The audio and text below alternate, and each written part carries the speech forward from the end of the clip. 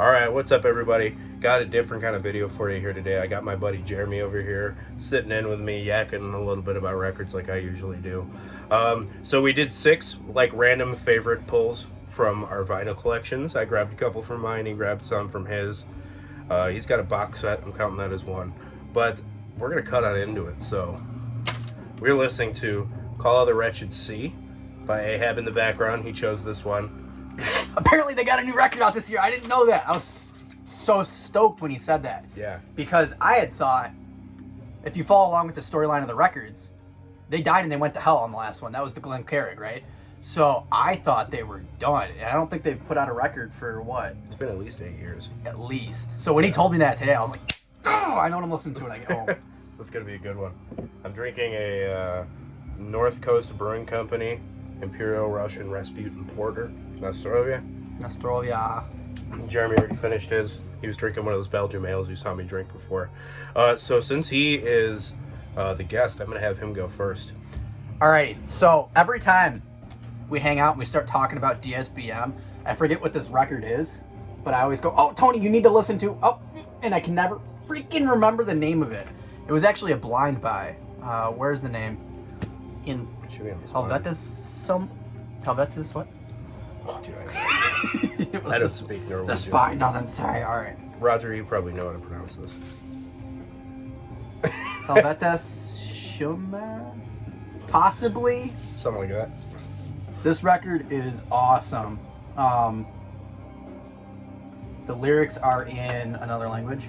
Probably Norwegian. And then there's a translation of them on either side by each of the sleeve. Are they Swedish or Norwegian? I feel like I might have my facts wrong. I don't know. Close enough. Because I can never remember the freaking name. I want to say it's Helvetis Schumann. Yeah. But they're really freaking cool. This is my favorite, without a doubt, my favorite DSBM record. There's the backside. The album cover is really cool.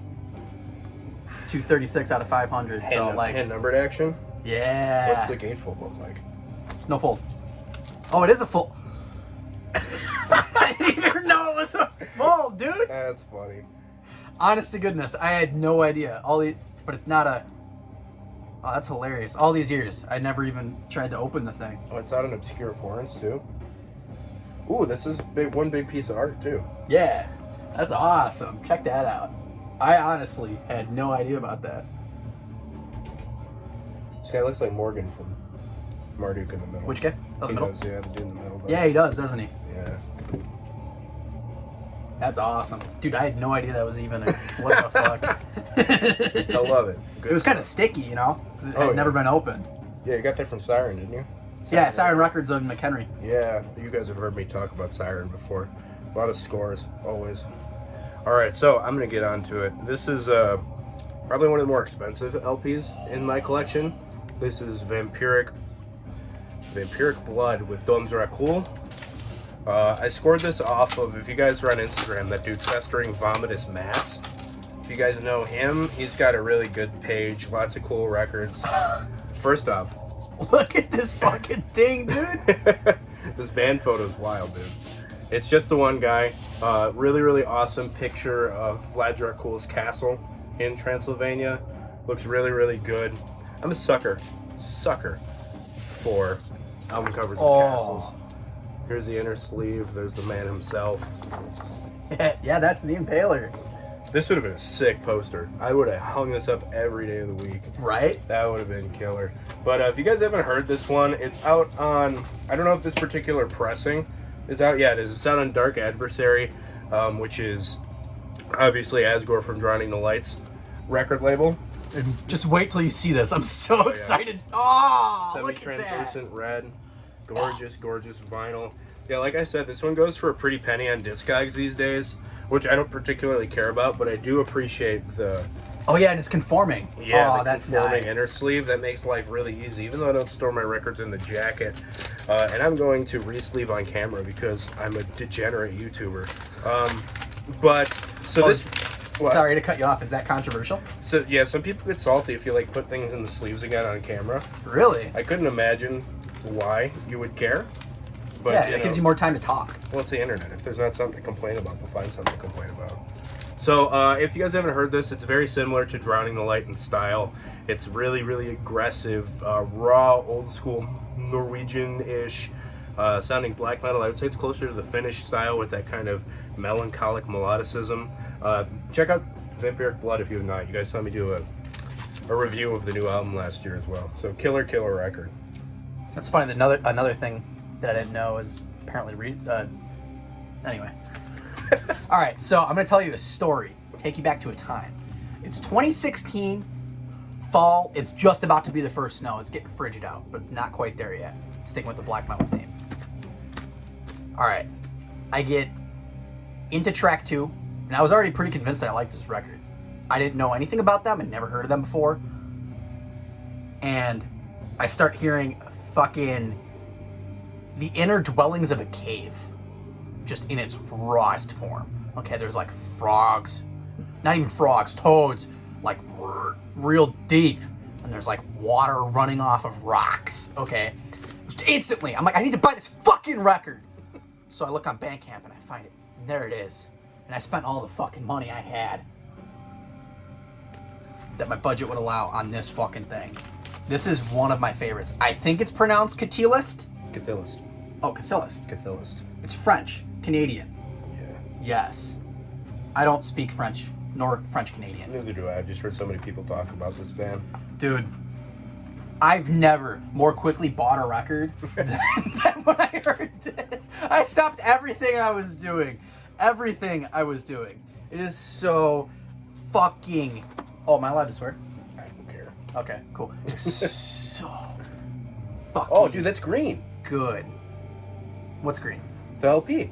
No? That's 100% green. That's green? Look at the light. Whoa! 100%. You see that now? I always thought it was black. No, dude, that's like super dark green. That's really sick. I've never seen a record that color before. Oh, it is. You can see it on the camera. Yeah. Man, I wonder if I'm colorblind. It looks kind of black. No, it definitely looks black, but I didn't. Oh, I noticed it yeah. when you held it up close. You got to turn it just right. Oh, Yeah. that's so cool.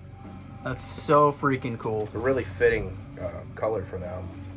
The album is so long it takes 4 records to make it happen. Sorry, What's that made of? don't judge me. It's a little. Oh. I play this record a lot. So Little water action. no, that's for later on. Even Oh. worse. Yeah. Uh-oh. Yeah, there was a bad mishap today. Because Tony called me. He's like, "Hey, bring some LPs." And I was like, "All right." We found some bad things. Oof.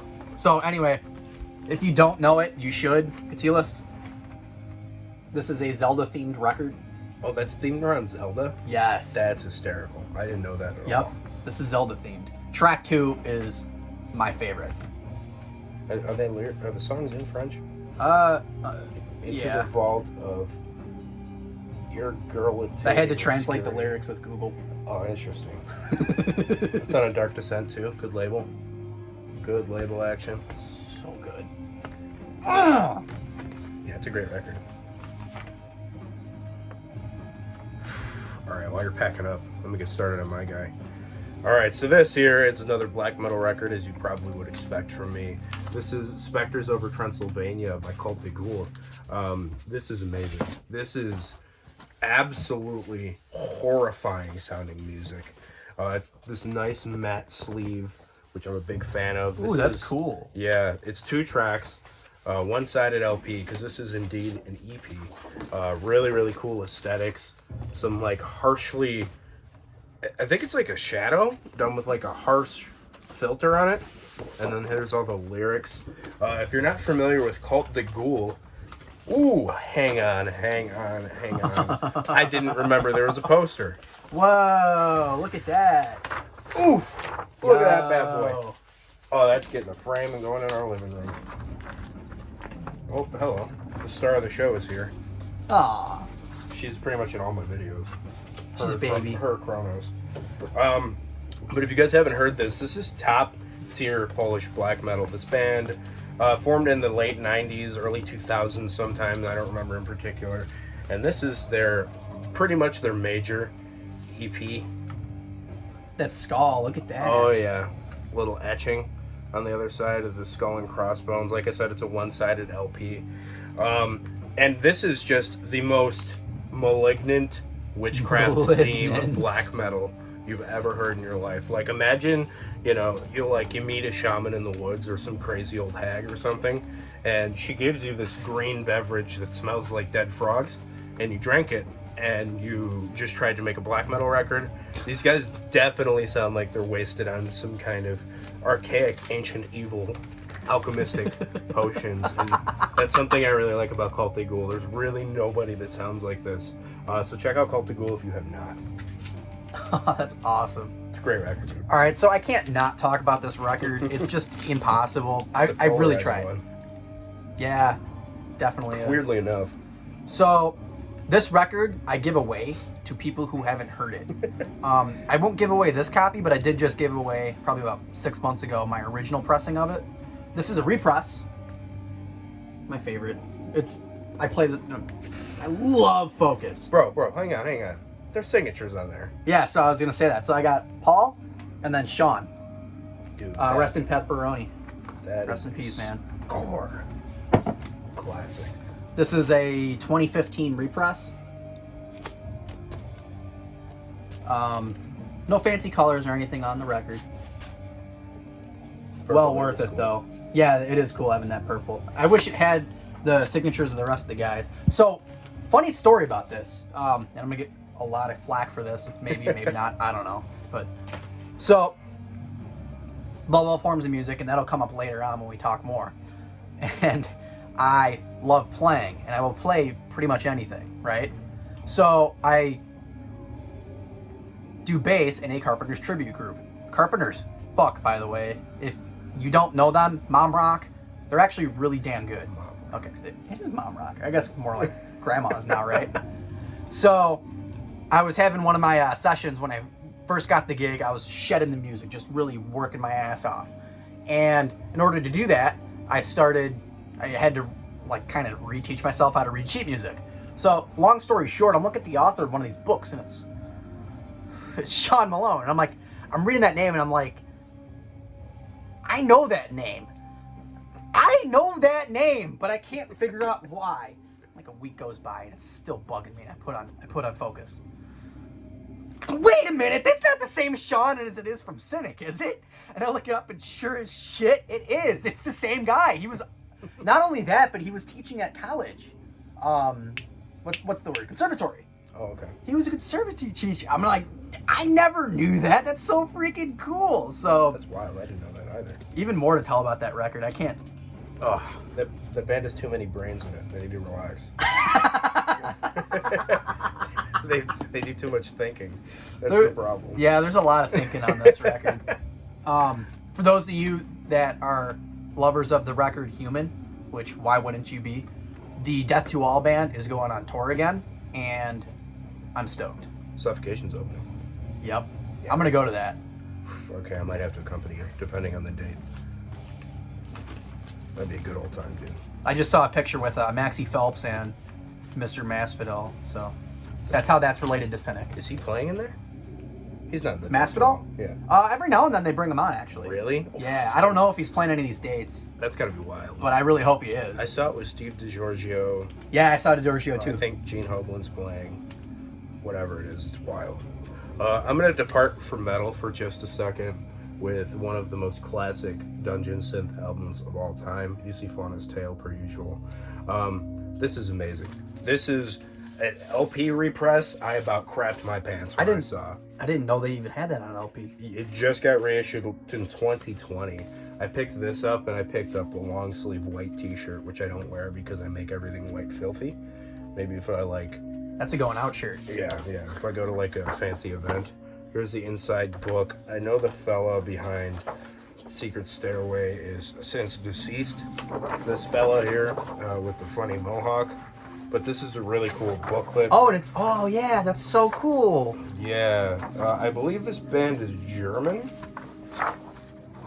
Really, really cool. Kind of looks like a scary version of the band Cinderella. Yeah. But this is a great photo right here.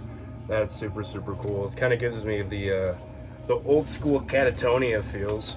But this is your ice cold, frigid, ancient sounding dungeon synth, you know, very obviously tape to tape recorded. And that's kind of my favorite sound in dungeon synth. Like, I've been tossing around the idea of doing a little dungeon synth project just cause.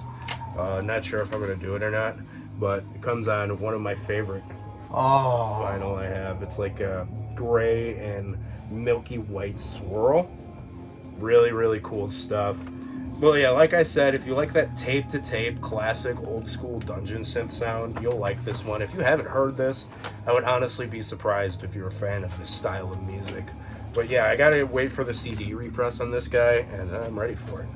Is that where you would start with dungeon synth? If you were someone that doesn't know anything about it? I would say this, the Depressive Silence demos, or the early Mortice albums are really good. I got really into it with I can't think of the name, but I liked Hole Dweller a lot when I was getting really into dungeon synth. It's really, really good stuff. The old German stuff is really where it's at. Secret Stairways rules. All right, so sticking with the white LP theme here. All right, so this is where the water damage story comes in. Tony calls me today and says, bring 5, I turned it into 6, of your favorite LPs current. And I had this one at my studio, because I listen to records there as well. I've been there 4 years. I ain't ever once seen water come in anywhere. I don't know what happened yet, but I come in. Thankfully, or unthankfully, I'm not quite sure yet, this record was brand new and was the only one to get water damage. So I don't know how I feel about that yet, because like the rest of the collection is fine. But at the same time, most of the collection I had there was like classic rock. You know, it was like a Farewell to Kings, stuff like that I could like spend $5 or $10 on and get pretty easy. This was a pricey LP, so I don't know. So 2020 comes around and I finally get into the post genre of things. I started with ISIS, anything Alan Turner did, worked my way through it. I have a lot of things to say about the post genre, but this one is new. So I was actually going to go see Godspeed You Black Emperor, which is the band that this LP is, in 20. I was going to see them at the Caverns, which is the coolest. I haven't been there yet, but it's just looking at the pictures, it's got to be one of the coolest venues in North America. You know about it? Yeah, it's like the Caves in Tennessee. Yes. Yes. A music venue in the caves. I bought tickets. It got postponed because of the pandemic, and then I forgot I had the tickets. Next thing I know, the concert rolls around, and it's like this weekend. I'm like, I can't drive to Tennessee, take off work on Monday, and see the show. Like, it's just not feasible, so I didn't get to go. I'm hoping they come around. If you are a guitar fan, like a fan of guitar music or a guitar player, Godspeed is not the band to start with if you're not into the post-rock genre. The band to start with is If These Trees Could Talk and you want the bones of a dying world. That's the album to go with if you're a guitar player, because it's guitar-centric. This band is much more, what's the word? Like soundscapey, I guess, right? I don't know that record. Yeah, so this is the new record, the newest record, I should say. I think it came out in 19. Yeah, they're definitely soundscapey, but that particular album I've never heard. Yeah, it's awesome. It's my favorite Godspeed record. Looks cool. Sleep is great, obviously, but this one takes it right now. It's so good. It's a little water damage now. I'm not quite sure how to process that. Yeah, you might have to wind up taking the L and getting another copy. I might just do it. It's gonna be a little pricey, but I might just do it. And then just like, I'll probably give this one to someone. Maybe I'll give it to you to give away to someone at some point. Maybe, if y'all don't mind a water damaged record here. Alright, I'm gonna get it back into the metal. This is some beautiful Wisconsin death metal. Oh, really? Yeah. That's like right around the corner. Oh, yeah. Gonna be my home in about a month. This is Dusk with basically the discography compilation of Dusk / Majestic Thou and Ruin. This is brilliant. This is a 90s, mid-90s, somewhat Gothic inspired death doom album. Wait, hold up. Open that back up. Open that back up. This picture right here, that took a lot of skill on the photographer's end to capture, because the sky is just about to blow out, but it's not actually totally blown out, and their silhouettes are like fresh. You can see the halos around. Beautiful work on that. That caught my eye like so hard. And then this tree looks like a menorah.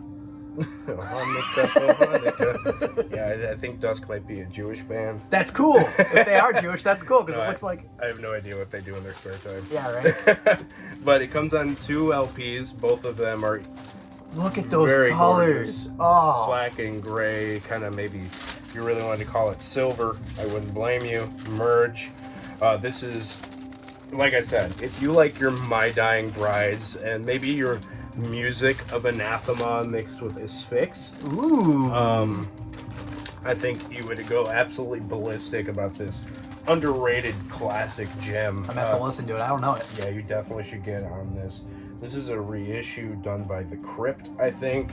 And I bought this blind buying because I heard somebody mention the words or the name before, and I'd seen the album cover elsewhere, and I bought it and I was like, wow.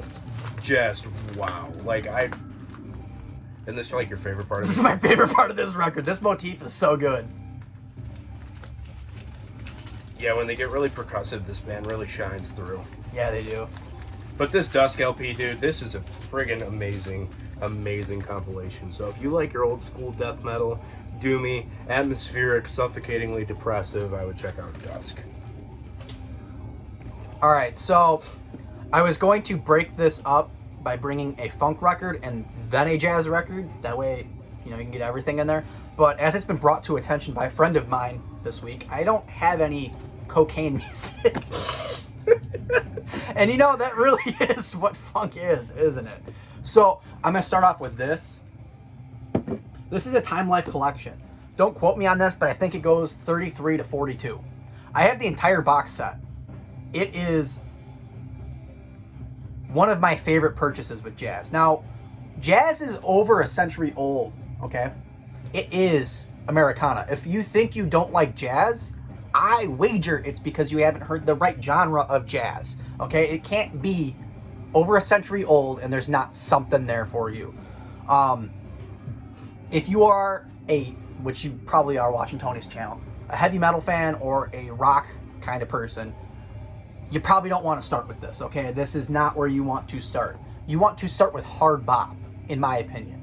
You want to pick yourself up some John Coltrane, something along those lines. It's Coltrane a lot. rules. Yeah, see, exactly. Yeah, I got a couple Coltrane. But I was asked to bring favorites, and this is like my favorite box set because, I'm cooking dinner, I'm cleaning up, I just put this on. It's real simple, easy going. And there's always melodies that you catch yourself humming, it's Benny Goodman or whatever. And next thing you know, you're singing along with it.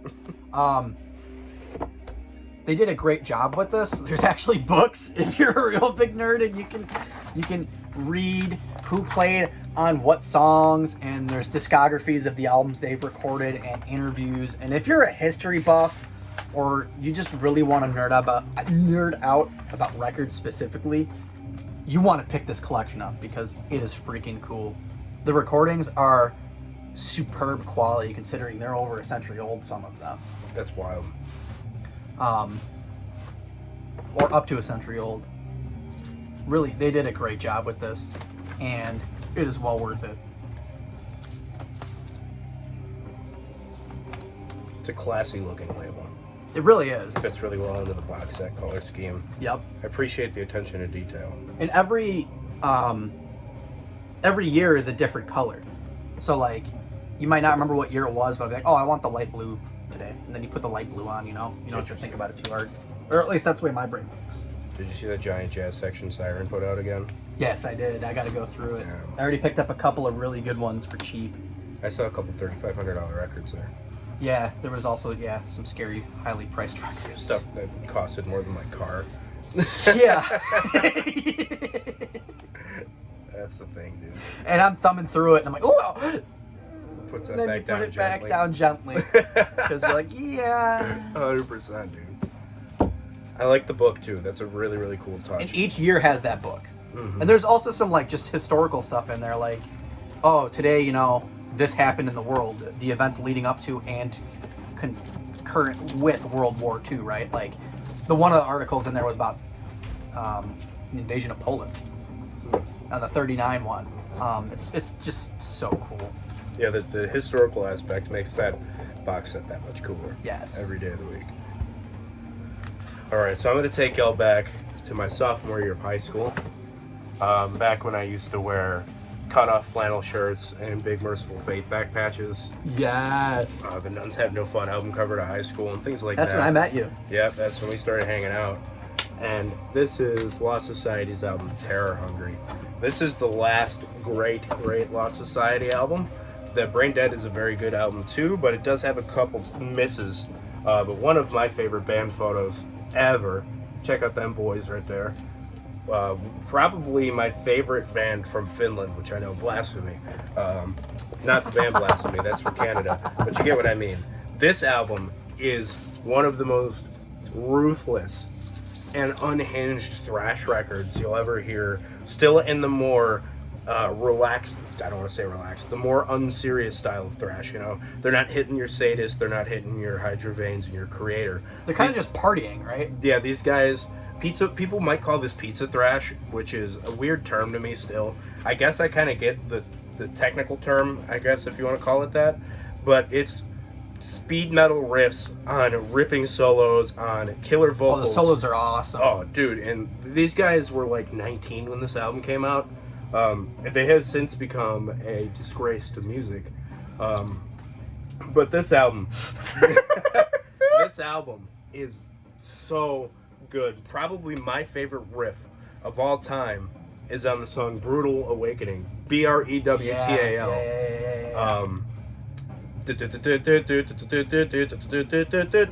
That goes into the second half of the song. It is just... Makes you want to swing your hips. Oh, yeah. Throw some fists. Oh, yeah. You're definitely doing the mariachi to this one. This one just kills, dude. It's seriously so much fun. You could put this on. It's a sing-along for me. It's about as nostalgic as they come. This and, like, Exodus, A Fabulous Disaster, and, like, the early Anthrax. If you want to see me start acting like a 14-year-old again, that's the way to do it. Doing donuts in the Taco Bell parking lot. Yes. Things like that, you know. Just a top quality new thrash metal record. Don't sleep on this because it's not, because it was made after 1990. You're doing yourself and your ears a disservice, I promise. Lost Society, classic of the modern era. Alrighty, so this is just like a PSA at this point. And this is just me trying to be like a historical dork. Alright, if you haven't gotten into 78s yet, or you don't know what they are, you probably should, because if you're a music collector, it's the idea that you can own possibly the only copy that is still playable of something and be the only advocate for it, for me, is what does it. So the way this started was, when I started record collecting, okay, Grandma comes to me and says, oh yeah, I got a box of records, you know, and I'm thinking it's going to be like your, the blue jeans with the rag hanging out the back. Bruce Springsteen. Yeah, I'm thinking it's gonna be Bruce Springsteen, right? Like that kind would of be stuff. the biggest loss you could take. Right I know. So I waddle upstairs in the attic, and I'm looking through it, and when she said records, nah, man, she meant like her mother's records, which were totally different. They were shellacs. Okay, so this is a 10-inch, and it's not made out of vinyl. That came out of World War II. That was an offshoot of the new plastic products they were figuring out. So this spins significantly faster and is much scratchier because this is a century plus old. And I remember I was like 16 and I went, oh, that's why they call them albums. Because I was holding what looked like a photo album and I'm opening through it, and each record is one song because you can only fit like 2 minutes and 30 seconds on this thing on each side. So in order to get a whole collection of songs, an album, you needed an album, a big book. So I didn't bring any of those because they're really fragile. Like, wow, are they fragile. But I brought my favorite, and I'm being really careful with this one specifically. I'll give you a sleeve to put that in before you leave. Thank you. Oh, yeah. Bix Biederbecke. He was a flugelhorn and trumpet player, and he was the guy that should have played with Django Reinhardt, but he didn't because he was just so amazing. I think he passed away in 29 at like 19. Okay, so he made a lot of his recordings very young. Specify that he passed away at 19 years old in 1929. Right, exactly. If that didn't come through in translation. He was just super underrated. His great nephew, I want to think. When I had posted a teaser of this, when I thought about starting my whole music channel thing that I haven't done that I want to do again now. Yeah, let us know if you want him to do that. I posted a teaser for this, and his great nephew actually messaged me and was like, "Yo, dude, that's my family member," and I was like, "Get out!" You know, that's so wild. So if you're not into 78s yet, you probably should get into 78s as a music fan if you're getting kind of serious about collecting, because again, you can own some of the only copies of this stuff, and there's websites out there, or even just on YouTube, bootleg it and put it on there, because it needs to be archived by someone for future generations, because there's just so much going on. You can see, you know, where music came from and where it's going and all that. I like the elitist quote in the front on here. Jazz as it should be played, as if there's an objectively wrong way to play jazz. I appreciate the 100-year-old elitism. That is definitely 100-year-old elitism, and I am all for it, because you know what? As far as hot jazz is concerned, it's him or Django. Stephanie Grappinelli, maybe, but these guys are really fucking ripped. I'm gonna send you a channel after we're done with this called The Metal Theologian. Okay. He talks classic metal, all kinds of good metal, a lot of hard rock, prog rock, and he is a jazz dork. Oh, cool. Full-on jazz dork, and it's amazing. One of the coolest channels on YouTube. You guys know Metal Tea, I hope. If not, go check them out. All right, we're closing her off now. The cat has joined us once again with a Norwegian classic. This album is amazing. Look at that moon. Oh, yeah, this is a really, really cool photo. They waited. They had to wait to get that photo. There was effort involved, for sure. So if you're not familiar with Nordavind, ooh, and it's in Storm. color. Yes, this is our favorite gentleman, Fenris. That's so different. They have it in color. Look at that nature. Oh! Satyr von Graven from Satyricon. Yes! There's also another lady who, for whatever reason, is not listed on here, which is an odd thing because she's literally on every song. Oh, that's weird, man. She sings part of the vocal harmonies because there's a lot of gang vocals. If you are not familiar with this album, or if you are... Hopefully she's credited somewhere, right? I don't see it anywhere. Oh, yes, she is. Oh, thank on the goodness. back. Okay, cool. I was going to be real upset if she wasn't credited. Yeah, so every song on here is a traditional folk song from Norway and all of the Norse countries. It's amazing. It's done... This is probably the first folk metal album. It's all clean vocals and maybe a smidge here and there of harsh vocals done by what sounds like Satyr. But Satyr and Fenris have very similar harsh vocals. They actually have pretty similar clean vocals as well. If you're familiar with Von Graven and other projects Satyr has had a hand in. But this is just epic, fist-pumping, beer-drinking Renaissance fair black metal. Yes! I don't even know if I could really call it black metal as much as this is a folk metal album every day of the week. But it's definitely got the blackened attitude. It's got your 1995 stylings to it. And this definitely spawned the best track Gorgoroth ever wrote, which is, I forgot the name because it's in Norwegian, but it's on Under the Sign of Hell from 1997, where Ghoules like the "I hold the seed," that thing. Amazing.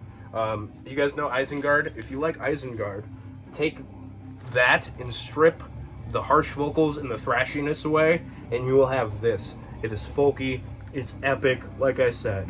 Meat horn in hand, goat hide vest, and iron helmet. You're in good shape with this record every single time, dude. So that's gonna complete our 6 random favorite pulls out of our metal collections here, or not necessarily all metal.